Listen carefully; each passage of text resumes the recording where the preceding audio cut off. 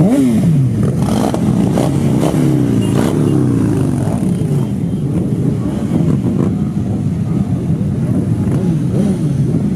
un peu plus qu'un projet, hein, puisqu'on l'a déjà refusé en 2012, on avait fait de grosses manifestations en 2012 pour qu'il ne soit pas mis en place.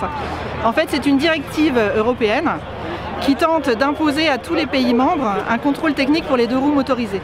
Alors il y a déjà des pays qui l'ont, il y a des pays qui l'ont depuis 2012, mais nous on l'a refusé en 2012 avec le soutien de l'État français, hein, puisque les sénateurs et les députés avaient voté contre, et à la Commission européenne, la France a voté contre. Mais bon, on n'était pas suffisamment de contre, donc c'est passé quand même.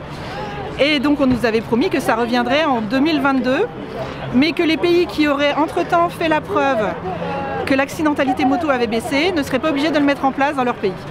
Donc c'est le cas en France, hein, l'accidentalité a baissé, le parc en plus a beaucoup augmenté. Donc là, on fait un peu de bruit pour se faire voir, pour rendre visible la question, pour avoir un vrai soutien des parlementaires européens quand il y aura un nouveau vote.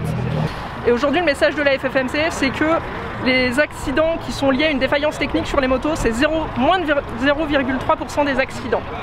Donc clairement, c'est pas la cause principale, et le message de la FFMC aussi, c'est de dire qu'on préférait que l'État s'intéresse aux causes des accidents qui sont beaucoup plus importantes, c'est-à-dire les infrastructures dangereuses, notamment les nids de poules. On a fait une action la semaine dernière pour dénoncer ce phénomène. Également, la formation des deux roues motorisées. La FFMC a une structure qui s'appelle l'Association de formation des motards, qui fait de la formation post-permis pour que les gens soient mieux outillés pour rouler. Et aussi, bien entendu, la formation des autres usagers de la route qui ne sont pas motards, parce qu'aujourd'hui, c'est pas du tout pris en compte. Et c'est ça qui, aujourd'hui, cause beaucoup plus d'accidents que les défaillances techniques qui, on l'a dit, sont très peu nombreuses. Clairement, les motards, ils en veulent pas, puisque, et c'est un argument qui revient beaucoup et qui est très vrai, en moto, si on entretient mal notre véhicule, on met notre vie en danger. Donc les motards, ils n'ont pas besoin de faire contrôler leur véhicule, je dis tous les 2 ans parce que c'est aujourd'hui la fréquence pour les voitures. On n'a pas besoin de faire contrôler nos véhicules puisque si on ne les entretient pas, on sait qu'on se met en danger. Donc les motards les entretiennent. C'est un vrai problème financier. Alors on est d'autant plus remonté contre que les gens qui ont produit l'étude pour que le contrôle technique revienne, c'est des cras quand même. Ils partent d'une étude qu'ils ont fait sur les 50 cm3 en Espagne, 50 cm3, qu'ils ont extrapolé à toutes les motos d'Europe pour dire que la moto c'est dangereux, il faut un contrôle technique. Et c'est eux qui vont en récupérer les bénéfices, puisque c'est eux qui font les contrôles techniques.